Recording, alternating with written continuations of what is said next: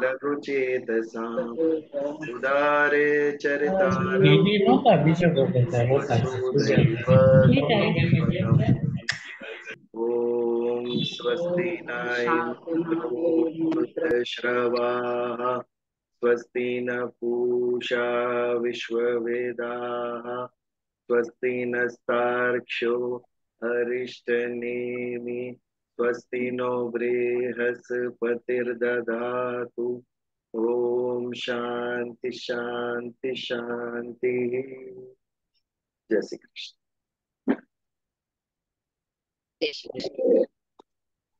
ब्रह्म निर्वाण कौन पढ़ेगा? મારે શુભેચ્છા, હોળી માટે શુભેચ્છા. હોળી આવે છે તો રસિયા હોય જ, તો હું આજે એક રસિયાનું ભજન સંભળાવું છું. મેરો ખોય ગયો બાજુ तरसिया होली में, मेरो खोए गयो बाजू तरसिया होली में, होरी में होरी में होरी में, मेरो खोए गयो बाजू तरसिया होरी में, बाजू बंद मेरे मरे मोल को, तो से बनवाऊ पूरे तोल को, सुन नंद के परजन तरसिया होरी में, मेरो कोई गयो बाजू तरसिया होरी में, उदम तूने लाला बहुत मचाई, लाज शर्म तूने कहीं दरियायो, मैं तो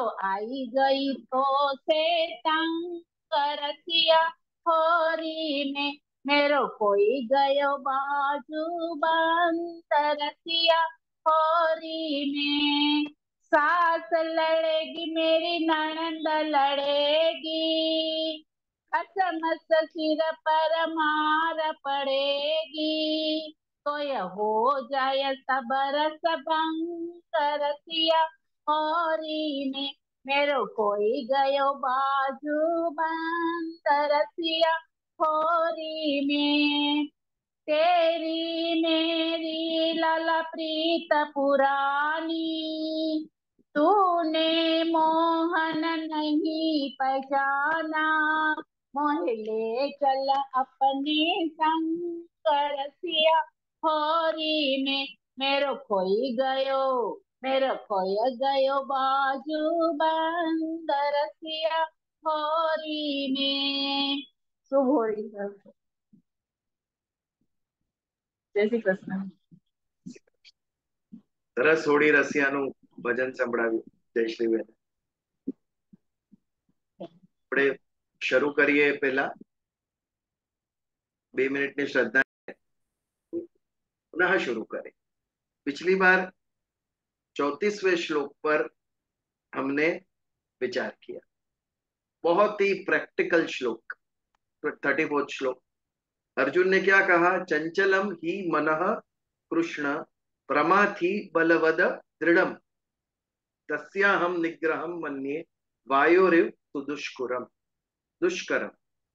मन चंचल है, मन दृढ़ है, मन बलवान है और मन प्रमाथी है.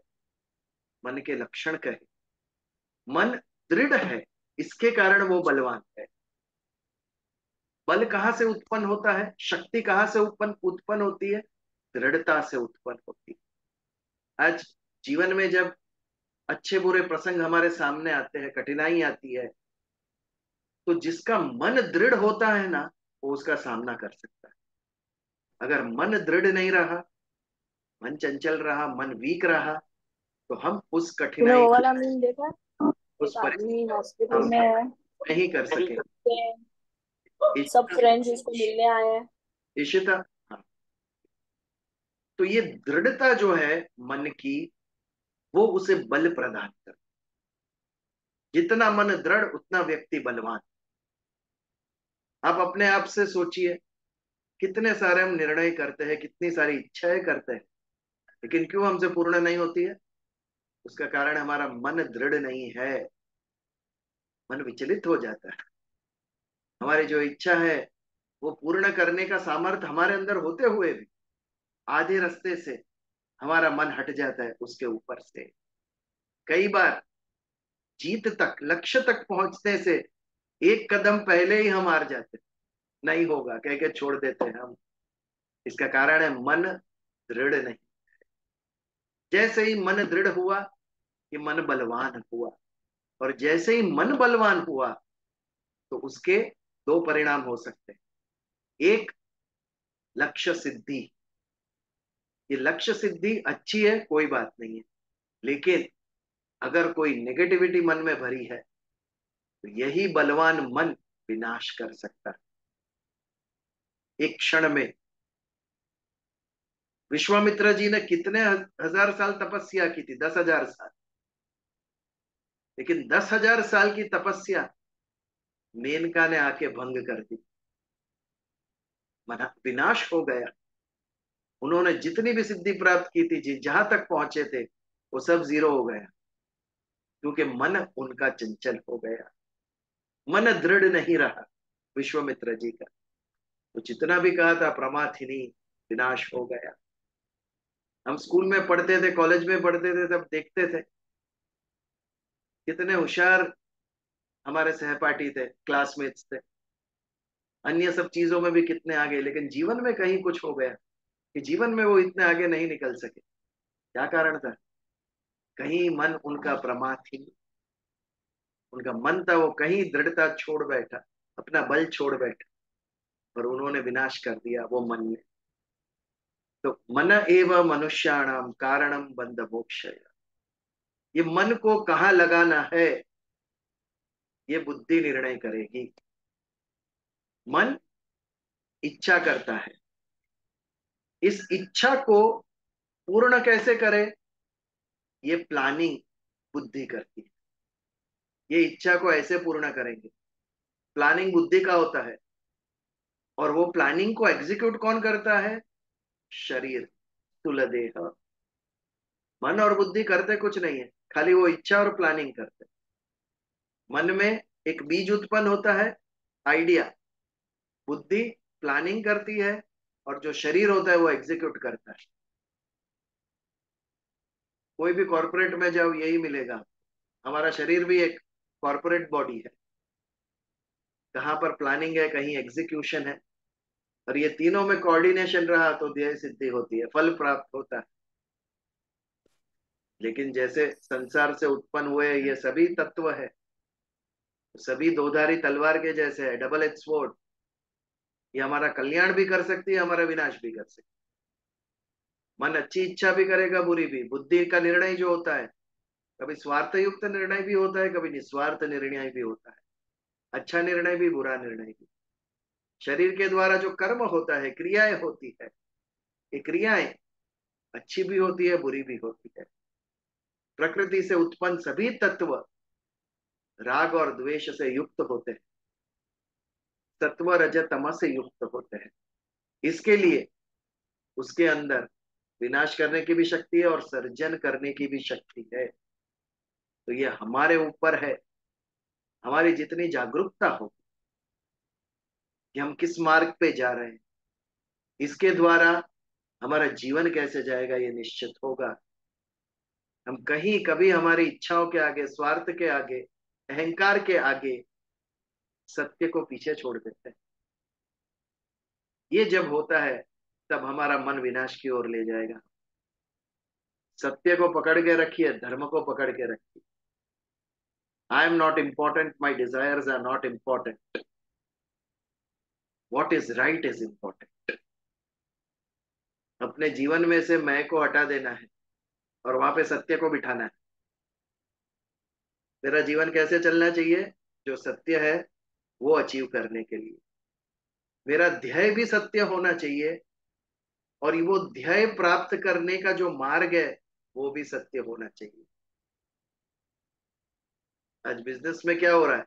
जो ध्येय है प्रॉफिट कमाना है, बट वो कमाने के लिए जो मार्ग है वो कोई भी लो चलेगा, अच्छा बुरा, राइट रॉन्ग, इसके लिए इतनी पीड़ा है। सब कुछ करते हुए भी संसार में भी यही है। कि जब हम दोनों सत्य होंगे तब जाके कहीं जीवन में शांति निर्माण होगी। ध्येय मिले ना मिले, फल मिले ना मिले, लेकिन जो मेरा ध्येय था और जो मेरा प्रयत्न था वो शुद्ध था। ये मार्ग हमें शांति देगा, ये मार्ग हमें प्रसन्नता देगा। फल मिले ना मिले, but my try was honest, ये होना चाहिए। मैंने सच्चे तरीके से काम किया, इससे बड़ा सुख कोई भी नहीं है। फल मिले ना मिले वो तो मेरा हाथ में ही नहीं है, मैं क्यों उसकी चिंता करूं। लेकिन उसका जो प्रयत्न था वो शुद्ध, उसमें कोई द्वेष नहीं, उसमें कोई अशुद्धि नहीं। ये जब होगा तब हमारा जीवन अन्य से कहीं ऊपर होगा, कुछ ना होते हुए भी। तो चंचलम ही मन कृष्ण प्रमाथि बलवद दृढ़। मन ऐसा है, चंचल है, दृढ़ है, बलवद है और प्रमाथि है, तो विनाश करता है। तस्या हम निग्रहम मन्ये वायोरेव सुदुष्कुरम। इसका निग्रह करना, ग्रहण करना, मन को पकड़ना, ये वायु की तरह दुष्कर है। वायु को मुट्ठी में पकड़ना कितना दुष्कर है, उतना दुष्कर है, उतना डिफिकल्ट है कृष्ण। तो उसको मैं कैसे करूं? क्योंकि जब तक मन नियंत्रण में नहीं होगा तब तक मेरा ध्यान मुझे सिद्धि नहीं देगा। यह अर्जुन का प्रश्न। और इसके आगे उसका उत्तर देते हैं भगवान कृष्ण। पिछली बार वो नीता जी ने हमें जो नए आए थे प्रश्न पूछा था कि ये कैसे किया जाए, उसका उत्तर ये है 35वां श्लोक। तो हम भगवान ने उत्तर दिया उसका। असंशयम महाबाहो मनो दुर्निग्रहम चलम अभ्यासेन तु कौन्तेय वैराग्येण च गुह्यते। पहले भगवान अर्जुन की बात को कंफर्म करते हैं। असंशयम, अर्जुन आपका जो प्रश्न है उसमें कोई संशय नहीं, there is no doubt, I agree with you. असंशय महाबाहो, महाबाहो यानी अर्जुन, मनो दुर्निग्रहम चलम, ये जो मन है उसका निग्रह करना दुष्कर है। मन को पकड़ना, मन को दबाना, मन को नियंत्रण में रखना दुष्कर है, डिफिकल्ट है, क्योंकि ये चलम, मन चंचल है, एक जगह पे टिकता नहीं। इसके कारण उसको पकड़ना मुश्किल है। तो उसका रीजन क्या, कैसे करेंगे? अभ्यासेन तु कौन्तेय वैराग्येण च गुह्यते। दो उपाय बताए भगवान ने, एक अभ्यास से और एक वैराग्य से। अभ्यासेन तु कौन्तेय, कौन्तेय यानी कुंती का पुत्र, इसके लिए अर्जुन का नाम था कौन्तेय। कुंती का रियल नेम तो पृथा था, क्योंकि वो पृथ्वी से उत्पन्न हुई थी। पृथ्वी से उत्पन्न हुई, उसके लिए उनका नाम पृथा पड़ा। फिर राजा कुंती भोज ने उनका पालन किया, इसके लिए उनका नाम कुंती पड़ा। और कुंती का पुत्र होने के कारण अर्जुन कौन्तेय कहा गया, माता के नाम से। अब कुंती जी भी विलक्षण स्त्री थी। उन्होंने भगवान कृष्ण से क्या मांगा जो किसी ने नहीं मांगा होगा। हम भगवान से क्या क्या नहीं मांगते, सब कुछ मांगते, लेकिन कुंती जी ने कुछ अलग ही मांगा, दुख मांगा। यस, कुंती जी ने कहा भगवान कृष्ण से, हमें विपत्ति दो मुझे आप। क्यों? क्योंकि मुझे विपत्ति आएगी तो आप दौड़कर आएंगे मेरे पास मुझे सहायता करने के लिए। अब पांडव का पूरी कथा सुनिए, पांडवों की। जब जब पांडवों को कोई भी संकट आया है सबसे पहले भागकर कृष्ण उन्हें मदद करने आए हैं। क्योंकि संबंध था, कृष्ण, कुंती जी कृष्ण की बुआ लगती थी, उनके पिता की बहन थी वो, यानी अर्जुन एंड कृष्ण व कजिन ब्रदर्स ऑल्सो। तो विपत्ति दो हमें, मैंने कई लोग देखे हैं ऐसे, जब कुछ आपत्ति आती है, विपत्ति आती है, उनके मंदिर के चक्कर बढ़ जाते हैं। और जब वो समय निकल जाता है तो वापस सिनेमा, पार्टीज, रोमिंग, घूमना फिरना ये सब बढ़ जाता है। कई लोग देखे, खास करके इलेक्शन हारते हैं तो फिर भगवान याद आते हैं, तब धर्म याद आता है, सत्संग याद आता है। ये हमारे सत्य है हमारे जीवन। दुख में ही भगवान याद आता है। जब भूख लगती है तब माँ याद आती है। खाना खा लिया तो भाग जाता है बालक खेलने के लिए। ये जीवन का सत्य है। इसीलिए कबीर जी ने कहा ना, जो सुख में सुमिरन करे तो दुख का है को कोई। लेकिन हम जड़ जगत से सब भोग खींचना चाहते हैं। इसके लिए यत्न हमारा यही होता है कि सबसे ज्यादा भोग मिले, सुख मिले मुझे। बट वो हमारे हाथ में नहीं है। उसके साथ पैकेज में दुख भी आता है, और दुख आता है तो दौड़ते हैं भगवान के पास। ये हमारी परिस्थिति। तो भगवान कहते हैं अर्जुन को कि इसका दो कारण, उसके दो उपाय है। एक अभ्यासेन तु कौन्तेय वैराग्येण च गुह्यते। अभ्यास, ये हम लोग जो कर रहे हैं ये सत्संग भी एक अभ्यास है। अभ्यास किसे कहेंगे हम? स्टडिंग इज अभ्यास। यदि मैं पूछूं आपको, आपकी समझ में अभ्यास क्या है?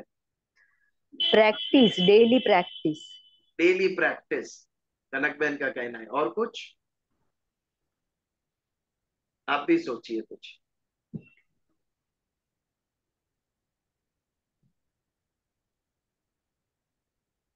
Learning, learning, gathering deep understanding. अध्ययन और प्रैक्टिस दोनों साथ में। एक ही विषय के ऊपर बार बार सोचना, उसको समझना। एक ही विषय के ऊपर बार बार सोचना और उसको समझना। यस, आप सब यहां तक सही है। अभ्यास में एक सबसे बड़ी बात है repetitiveness. Again and again, again and again, again and again वो करना। क्यों अगेन एंड अगेन करना पड़ता है हमें?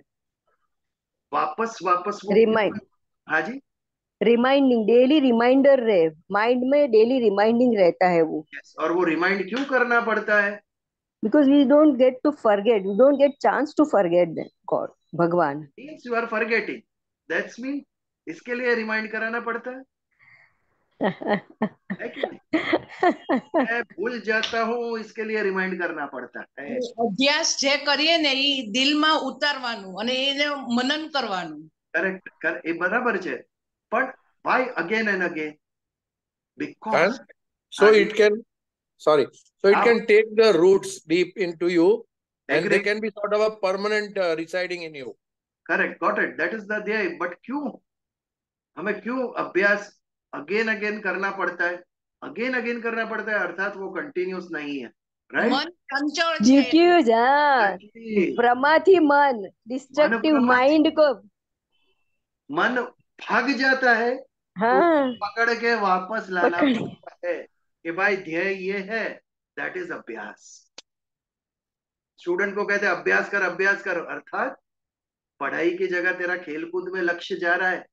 आधा घंटा पढ़ रहा है, फिर गाने सुन रहा है, और आधा घंटा पढ़ रहा है, फिर फ्रेंड से फोन पे बात कर रहा है, और आधा घंटे के बाद गया बाहर खेलने के लिए। वापस मन को पकड़ के लाओ, ये तुम्हारा ध्येय है। इसके लिए अगेन एंड अगेन तत्व आता है उसके अंदर। मन भाग जाता है, हम पकड़ के वापस लाते हैं। दैट इज अभ्यास। जब स्थिर हो गया तो समाधि। अभी मन मेरा भागता नहीं है, मन एक तत्व पर स्थिर हो गया, वो ध्यान लग गया, तो फिर अभी अभ्यास की जरूरत नहीं है मुझे। लेकिन मन उड़ जाता है, उसे पकड़ के वापस लाना पड़ता है। इसके लिए तो नियमितता, दैट इज सत्संग। नियमित सत्संग होना चाहिए, दैट इज एन अभ्यास। 6 दिन में बहुत भागा आपका मन, 7वें दिन गुरुजी याद आएंगे वापस, पकड़ो वापस और लेके आओ अध्यात्म के और मन, क्योंकि ये भी रिक्वायरमेंट है। ऐशो आराम, भोग, सुख, एंजॉयमेंट, ये शरीर की नीड है, तो अध्यात्म ये आत्मा की नीड है। एक बार इसका रस चख लिया, एक बार इससे जुड़ गए तो याद आएगा आपको। आप दूर गए, मन विद्रोह करेगा, आत्मा आपको खींचकर वापस उधर लाएगा, लेकिन एट द सेम टाइम शरीर भी आपको खींचेगा भोग की तरफ, लोनावाला और महाबलेश्वर की तरफ आपको शरीर खींचेगा, खींचेगा ही, क्योंकि दोनों तत्व विरुद्ध है एक दूसरे से। आत्मा परमात्मा से उत्पन्न होता है, वो कहता है मुझे परमात्मा में विलीन होना है। शरीर प्रकृति से उत्पन्न होता है, वो कहता है आई वॉन्ट टू एंजॉय। संसार में जो भोग है वो चाहिए मुझे, और उसमें से 5 इंद्रिय ऊपर भगवान ने दी। एक आध दो तो समझ सके, ये तो 5 5 दौड़ती है, 5 को खींच के वापस लाना पड़ता है। तो ऐसे मन को खींच के वापस ईश्वर में लगाना, ये आध्यात्मिक अभ्यास। ये कारण है कि मन की जो चंचलता है, प्रमाथीनी शक्ति है, अभ्यास से दूर होगी। और ये अभ्यास कब तक होना चाहिए? यदि आपने जीवन में एक ध्येय निश्चय किया कि आज से सत्य बोलना ये मेरे जीवन का ध्येय है, तो ये कब तक आपको करना चाहिए इसका अभ्यास? जब तक सत्य बोलना आपका स्वभाव ना हो जाए तब तक अभ्यास की आवश्यकता है।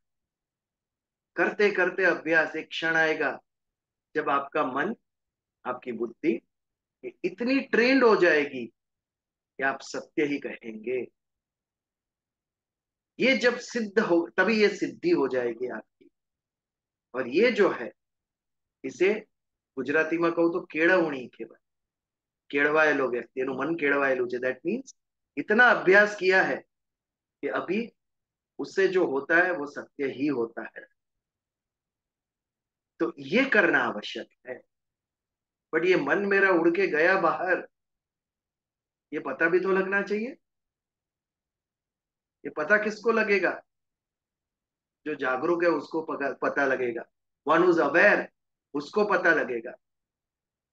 मैं गलत कर रहा हूं, इसका यदि हमारे मन के अंदर भास भी हो तो भी हमारा आधा पाप नष्ट हो गया। If there is a possibility कि हम स्वयं दूसरी बार वो न करें। लेकिन जिसे पता ही नहीं कि मैं गलत कर रहा हूं, उसको भगवान बचाए। उसे सत्संग की आवश्यकता है अपने आप को समझने के लिए, to analyse your own self. और ये हमारे जीवन का ध्येय होना चाहिए। हमारे संपर्क में जो आए उसकी अवेयरनेस अबाउट हिमसेल्फ वो बढ़े, देन इट इज आध्यात्मिक जर्नी। फिर हम आध्यात्मिक व्यक्तित्व है। हम दूसरों को मदद नहीं करते, हम दूसरों को स्वयं की मदद करने में सहायता करते। We don't help others, we help others to help themselves. ये आध्यात्मिकता। अगर किसी को भूख लगी और उसको हमने खाना दे दिया, ये चैरिटी, दान धर्म। પણ જો એને ખાવાનું ગોતતા આપણે उत्पन्न करता શીખવાડ્યું, you have to earn your own bread, आपको अपनी रोटी खुद कमानी है। अगर ये परिवर्तन उसके अंदर हम लाने में सफल रहे तो हम आध्यात्मिक है। और ये जीवन का ध्येय होना चाहिए। आप कितनों को खाना खिलाओगे? आज खिलाया, कल वापस वो लाइन में खड़ा रहेगा। उसे स्वयं के पैर पे उठना सिखाओ। आपको स्वयं की हेल्प करनी है, आत्मनिर्भरता। वो आत्मनिर्भरता लाने में जो मदद करे वो आध्यात्मिक व्यक्तित्व। और ये किसी भी व्यक्ति के लिए उत्तमोत्तम प्रगति ये है कि वो आत्मनिर्भर अपने पैर पर हो गए, तब अब आध्यात्मिक व्यक्ति हुए। बट उसके लिए हमें समय देना पड़ेगा। हमारे हृदय में प्रेम होना चाहिए, हमारी दृष्टि में प्रेम होना चाहिए, तब हम अन्य के लिए ये करेंगे ना। It requires time. बच्चों को संस्कार देने में, बड़ा करने में कितना वक्त गया? आधी जिंदगी चली गई माँ की। वो माँ बनना पड़ेगा, जगत जननी, समय देना पड़ेगा उसके लिए। और ये भी कर्तव्य होना चाहिए हमारा वनप्रस्थ आश्रम। गृहस्थ आश्रम में परिवार को संस्कार दिया, तो वनप्रस्थ आश्रम में समाज को संस्कार देने निकल। ये हमारी समाज व्यवस्था है, इससे सारा समाज सुखी हो, इससे हम सब सुखी होंगे। कितना बड़ा विरोधाभास है, धर्म ने कहा कुछ और मनुष्य ने किया कुछ। आज पूरा पाश्चात्य जगत कैथोलिक रिलीजन को फॉलो करता है, बाइबल को फॉलो करता है। बाइबल में जीसस क्राइस्ट ने क्या कहा, यीशु क्रिस्त ने क्या कहा बाइबल में? यदि आपको कोई एक गाल पे मारे तो दूसरा गाल दे दो उसे। यानी संपूर्ण अहिंसा, नॉन वायलेंस, नो मारामारी। और पाश्चात्य विश्व ने किया क्या? उससे बिल्कुल विपरीत। सारे विश्व को जीतने के लिए हजारों साल से वो लोग निकल रहे। सिकंदर से शुरू हुआ था, उसके बाद सारे विश्व पे यूरोप ने राज किया, इंग्लैंड, फ्रांस, सारे विश्व में जाके उन लोगों ने युद्ध किए और कब्जा कर लिया। उसके बाद अमेरिका का समय आया, इराक में युद्ध, अफगानिस्तान में युद्ध, सब जगह सैन्य भेजकर युद्ध करता। कहाँ गई जीसस की जो समझाई गई बातें? एक गाल पे कोई मारे तो दूसरे गाल को आप दे दो। कहते हैं कैथोलिक, कहते हैं क्रिश्चियन, और करते हैं क्राइस्ट के मैसेज से बिल्कुल विपरीत। दो विश्व युद्ध किसने दिए? पूर्व ने नहीं दिए, पश्चिम ने दिए। दोनों विश्व युद्ध यूरोप में निकले, और वो हमें समझाएंगे सिविलाइजेशन क्या और संस्कृति क्या है। अग्रेसिव आप है, हम नहीं है, बट हम भी कुछ कम नहीं है। हमारे भगवान कृष्ण ने क्या उपदेश दिया? युद्ध कर, तेरा जो धर्म है, धर्म संस्थापन के लिए यू हैव टू फाइट। और हिंदुओं ने क्या किया? 1000 साल अन्यों के राज के नीचे रहे। 1000 साल भारत गुलाम रहा। कहाँ गई कृष्ण की समझाई हुई बातें? Totally opposite. कोई चिंतन करता नहीं है इन विषय पर, कोई बातें नहीं हो रही है इन विषय पर। देखने का हजारों साल तक ये चलता रहता है। We are proud, we are Hindus, but 1000 साल गुलामी की हमने। जबकि भगवान कहते हैं युद्ध कर, परिवार के साथ युद्ध कर। हमने शत्रुओं से भी युद्ध नहीं किया।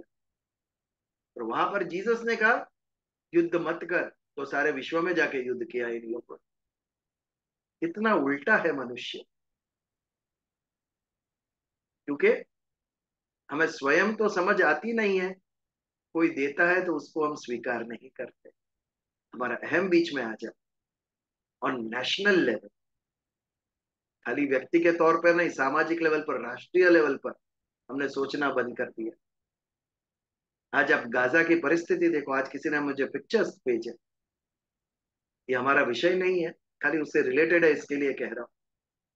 क्या पहले था और क्या हो गया आज। क्या विनाश करने में हमारी कैपेसिटी है मनुष्य की। साथ में बैठकर ऐसा एक भी प्रॉब्लम नहीं है कि आप सॉल्व ना कर सको। हमारे पास छोड़ने की क्षमता होनी चाहिए, बस हम पकड़ के बैठे।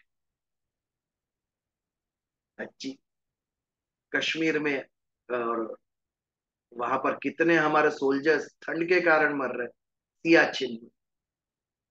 लेकिन उस भूमि पर कब्जा लेके बैठे हैं हम। युद्ध से नहीं मरे, उतने ठंड से मर गए हमारे लोग यहाँ पे। क्या चीन और भारत साथ बैठकर ये नक्की नहीं कर सकते कि यहाँ पर हम युद्ध नहीं करेंगे? लेकिन राष्ट्रीय स्तर पर भी हमारी बुद्धि बंद हो गई है। निर्णय लेते हैं लीडर्स पॉलिटिकल, और मरता कौन है? Young soldiers. एवरेज एज 23 से 24 साल की होती है युद्ध में जो मारे जाने वाले। कितने माँ बाप ने बेटों को गवाया, कितने परिवारों ने पिता गवाया, बच्चों ने, पत्नी ने पति गवाया। क्या प्राप्त किया युद्ध करके मनुष्य? आध्यात्मिक समझ नहीं है उनमें। इसके लिए रज सत्व तम जिस प्रकार दौड़ाती है, वैसे दौड़ते रहते हैं वो। स्वार्थी और अहंकारी निर्णय लेते। सभी जगह पर धर्म है, सभी के धर्म गुरुओं ने इतनी अच्छी बातें की है, बट नोबडी फॉलोस। मुझे प्राइड है, मुझे गर्व है, मैं हिंदू हूं, लेकिन कृष्ण ने कहा वो करना नहीं है मुझे। ये कितना विरोधाभास। बहुत सारी ऐसी बातें जो डिस्कशन होते हैं, अगर वो करने बैठे तो अध्यात्म से हम दूर चले जाए। बट कहने का तात्पर्य, ये जो मन है उसको अभ्यास से नियंत्रण में रखा जा सकता है। वो प्रमाथी नहीं है, बलवद है, दृढ़ है, बट उसको हमें सही मार्ग पे, कारणम बंध मोक्षयो, बंधन में डाले ऐसी इच्छाएं नहीं करनी है। हमें मोक्ष प्राप्त हो उस मार्ग पर मन को लेके जाना है। हमें एक कॉन्शियस डिसीजन होना चाहिए, उसके लिए कॉन्शियसली ऑब्जर्व करना चाहिए। मैं क्या सोचता हूं, मैं क्या निर्णय लेता हूं, मैं क्या कर रहा हूं। विचार, वाणी और वर्तन, ये तीनों में समानता होनी चाहिए। हमारे मन में कुछ है, हम बोलते कुछ है और करते कुछ तीसरा ही है। ये हमारी परिस्थिति है, क्योंकि हम सत्य से विमुख हो गए। लोग क्या सोचेंगे, इस पर ही हमारी दृष्टि होती। इसके लिए लोगों में अच्छा सिद्ध करने के लिए हमारा वर्तन बहुत अच्छा है, तो वाणी कहाँ स्लिप हो जाती है। और मन में तो कोई पकड़ ही नहीं सकता है। इसके लिए सबसे ज्यादा कचरा मन में पड़ा है। हम किसी का बुरा सोचते क्यों है? क्योंकि उसे बुरा मानते हैं। इसके साथ बुरा हम करते हैं क्योंकि हम उसके बारे में बुरा सोचते हैं। और बुरा सोचते क्यों है? क्योंकि उसको बुरा मानते हैं। तो उपाय क्या है? सबको बुरा मानना छोड़ दो। ये कैसे संभव होगा? वासुदेव सर्वम, तभी में भगवान है। बस कृष्ण को देखो, सभी तरफ, चारों तरफ कृष्ण को देखो, और अपने आप सभी अपने लगने लगे। हमें भगवान दिख ही नहीं रहे। इसके लिए हमारी ये परिस्थिति है आज मनुष्य की। सब अपने सिर पे लेके घूम रहे, मैं ही सब चीजों का करता हूं। तो ले भाई, सब स्ट्रेस भी तेरा, डायबिटीज भी तेरा और ब्लड प्रेशर भी तेरा। थोड़ा कुछ तो भगवान पे छोड़, कि तू रखेगा ऐसा मैं रहूंगा। प्रगति के नाम पे ये श्रद्धा तोड़ डाली हमने। मैं प्रगति करके दिखाऊंगा। अरे कुछ भी कर, भाग्य अपना रोल प्ले करेगा ही। उससे ऊपर कोई नहीं है। भाग्य के ऊपर, तेरे भाग्य में जो है वो होना ही है। कोई कुछ नहीं कर सकता है उसके। तो एक अभ्यास और दूसरा वैराग्य। अभ्यास का अर्थ आप लोगों ने बताया, अभी वैराग्य का बताइए। मुझे तो मालूम तो पड़े, आप लोग सुन रहे हो। व्हाट इज वैराग्य? कोई ट्राई करना चाहेगा? વિતરાગ करेक्ट, वितराग એટલે वैराग्य। પણ એ वैराग्य આવે કઈ રીતે? राग यानी अटैचमेंट, जो राग Detach. के विरुद्ध होता है वो वितराग। करेक्ट, डिटैचमेंट, दैट इज वैराग्य। सेकंड क्वेश्चन, वो आता कैसे है? Why are we attached? मोह व्हाई आर हुआ। We not detached? मोह, मोह, लागणी, मोह। emotions. लागणी, इमोशंस। और संक्षिप्त में कहना हो तो मोह। You all are right. आसक्ति है हमको। पर क्यों है? That is my question. वो हमारी माया है, हमारी प्रकृति है जो हमें आसक्त रखती है। हमारे ज्ञान का अभाव है। ज्ञान का अभाव है। हम खुशी बाहर ढूंढते हैं, खुशी बाहर ढूंढते हैं। That's why we are attached. Correct. और ज्ञान का अभाव, इशिता ने कहा करेक्ट। कौन से ज्ञान का अभाव उसे कहते हैं? या एनीबडी वांट्स टू रिप्लाई? हमें ये ज्ञान का अभाव है कि मैं ये शरीर नहीं हूँ, ये मेरी आत्मा के उद्धार के लिए मुझे आसक्ति नहीं करनी है। वो चीज का सबसे इम्पोर्टेंट ज्ञान हमारे पास से निकल जाता है कि एवरीथिंग इज जस्ट टेम्परेरी। तो करेक्ट, करेक्ट। उर्वी जी कुछ कह ना सकते, ये उर्वी नाम है ना, Who's that? ओके। विवेक जब जागृत होता है तब उसके पीछे वैराग्य आता है। व्हाट इज विवेक? वी ऑल नो, सत और असत का ज्ञान। व्हाट इज सत? जो है, क्या है? चैतन्य है, परम तत्व है, ईशा है, आत्मा है, परमात्मा है, ये सत। असत क्या? जो नहीं है वो। नहीं क्या है? जड़ विश्व। जड़ विश्व का नाश संभव है, होना ही है। जो उत्पन्न हुआ है उसका विनाश निश्चित, इसके लिए उसे असत कहा गया। जब सत और असत का ज्ञान आता है मुझे, मैं आत्मा हूं, मैं शरीर नहीं, मैं संसार नहीं, मैं प्रकृति नहीं, ज्ञान आने से कुछ नहीं होता है। आपको भी ज्ञान मालूम है ना, सबको, हम सबको पता है, अनुभूति नहीं है उसकी। और अगर अनुभूति नहीं है तो मन दृढ़ नहीं है। अनुभूति होने के बाद भी अगर मन दृढ़ नहीं रहा तो हम कुछ नहीं कर सके।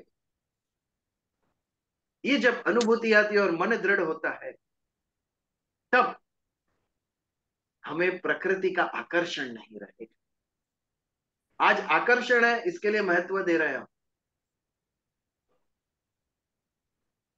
कितने सारे दिन हो गए पिज्जा नहीं खाया, ये आकर्षण है मन में, इसके लिए हम जाते हैं या घर पे पिज्जा ऑर्डर करते हैं, उसको हम महत्व दे रहे हैं इसके लिए ना।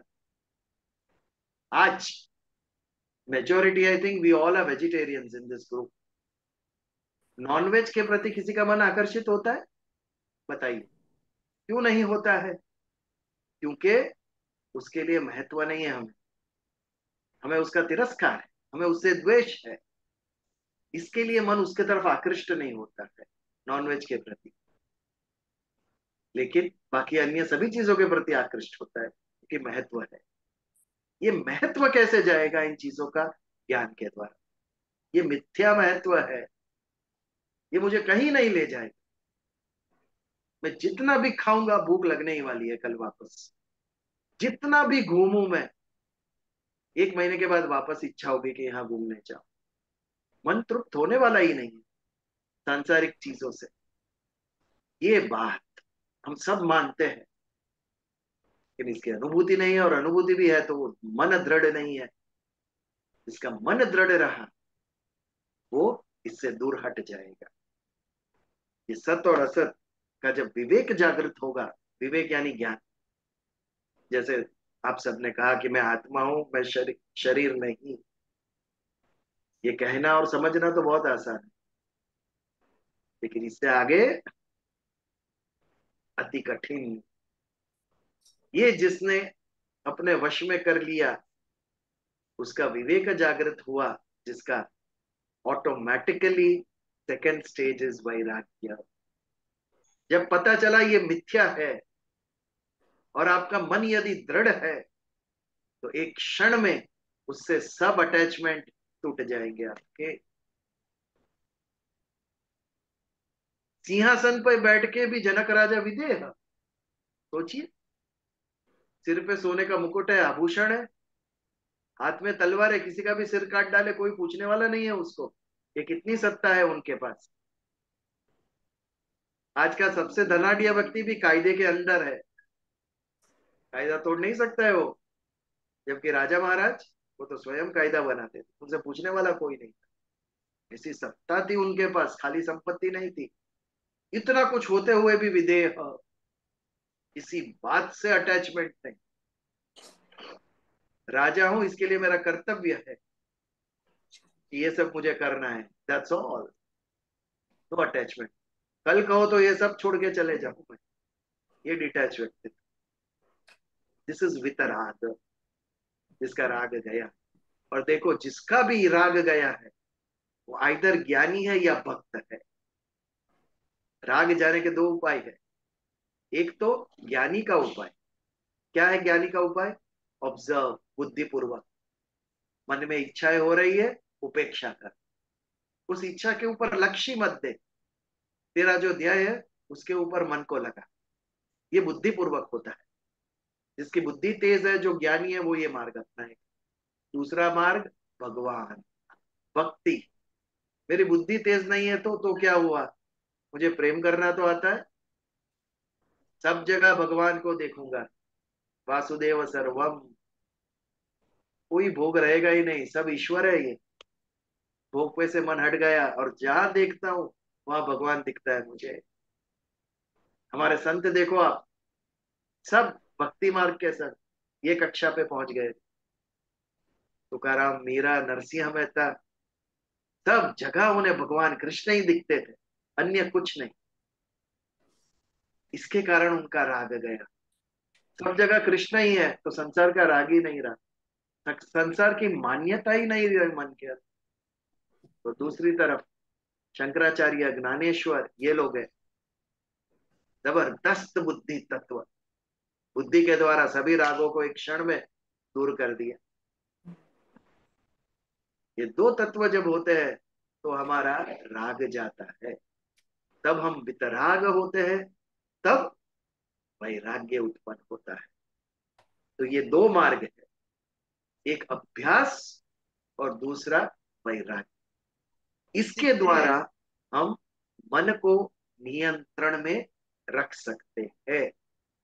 ઠાકોરજીના ચરણોમાં દ્રઢ વિશ્વાસ રાખીએ તો આપણે શ્રદ્ધા, શ્રદ્ધા, એ શ્રદ્ધા ઉત્પન્ન થાય એટલે આખું વિશ્વમાં ખાલી ઠાકોરજી દેખાય આપણે। પછી ઓલા આપણું કચરો વાળતો ભંગી હોય કે મોટો શેઠ કે રાજા હોય, એ બધામાં ઠાકોરજી દેખાય આપણને। હૃદયમાં એટલો પ્રેમ ઉત્પન્ન થાય પછી એ બધાને તમે એક સમાન જોવા માંડો કે આ ઈશ્વર જ છે। આપણે અલગ અલગ તત્વ જોઈ રહ્યા છે, પણ જેનો આ ભાવ ઉત્પન્ન થયો છે એ બધામાં ભગવાનને જોશે, ફક્ત ભગવાન દેખાશે। યામી ज्ञान के जो है उससे जब डिटैचमेंट क्रिएट होता है, काफी ज्ञानी लोग भी हैं जो उलझे हुए हैं ना अटैचमेंट में। So it's basically not about getting ज्ञान, it's about right implementation of knowledge. नहीं, ज्ञान होने के बाद भी वृत्ति पे काबू नहीं। वैसे तो भक्ति के मार्ग में भी जो चल रहा है उनसे गलत नहीं हो रहा है, हो रहा है, बिकॉज वो पूर्णतः भक्त नहीं, भक्ति खिली नहीं है, या पूर्णतः ज्ञान अभी तक खिला नहीं। उनकी वृत्ति जो है बीच बीच में, विश्वामित्र जी का हमने ये लिया एग्जाम्पल, क्या हुआ, ज्ञानी थे लेकिन पूर्णतः अभी तक कंट्रोल आया नहीं था, इसके लिए मेनका चरित करके गई उसको। ये मार्ग है, जब वो फुलफिल होता है, एक लेवल पे हम पहुंच जाते, देन वो सिद्ध होता है। बीच बीच में चैलेंजेस है, ये चैलेंजेस जो हमें विचलित करेंगे। અહંકાર ન હોવો જોઈએ। बिल्कुल, એ ભગવાનના ચરણોમાં આપણે સ્થાન પામીએ, અહંકાર એની મેળે જાય। અને અહંકાર બીજો કે રીતે જાય? समर्पण, समर्पण, संपूर्ण समर्पित नहीं होने के बाद ही वो लेवल पर पहुंच पाते हैं। बट बुद्धिजीवी वो समर्पण नहीं कर सकता है, क्योंकि बुद्धि को शंका होती है ना। इसके लिए बुद्धिजीवी शंका को निवारण करते करते करते अंत में भक्ति उसे प्राप्त होती है, भक्त को यूं प्राप्त होती है। वही मतलब ज्ञानी, शंकाओं का ज्ञान ये हो गया, तो भक्ति ज्ञानी, सॉरी, मुझे ये लग रहा है कि ज्ञानी जो है उसे पता भी है कि करेक्ट क्या है, बट जब सामने से अगर मैं सब में भगवान देखूं और मुझे लगता है अच्छा, बट जब सामने से वो रेसिप्रोकेशन नहीं है तो वो ज्ञानी के अंदर वो अहंकार पैदा हो ही जाता कि फिर मुझे राइट रेसिप्रोकेशन नहीं है ना। तो फिर अंदर अपने अंदर सब में भगवान देखने की वृत्ति में बदलाव आ जाता है। Reciprocation from whom?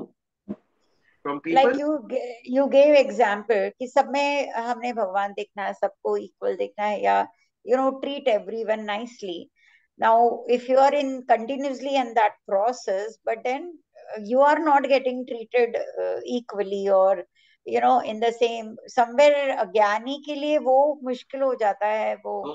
then हमारी but then sorry to हाँ exactly, why the expectation why the very fact that ज्ञानी is expecting some kind of reciprocation it means उसको अहंकार है, वो It ज्ञान kills the नहीं है। purpose. वो कुछ ही क्षणों में वो ज्ञान अहंकार में बदल गया है। इसीलिए एक्सपेक्टेशन, आसक्ति का मतलब क्या है, इतना इतना ज्यादा अनअटैच्ड हो जाना कि कोई मेरी इंसल्ट भी कर रहा है तो वो भी नोटिस ना हो। I think, am I right Bijal ji? तो see, notice नहीं, it doesn't affect.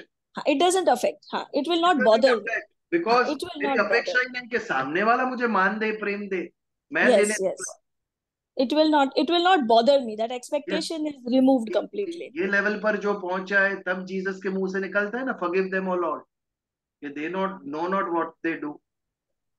ये कब आता है? जब अनपेक्ष कर्म होता है हमारे से, अनपेक्ष प्रेम।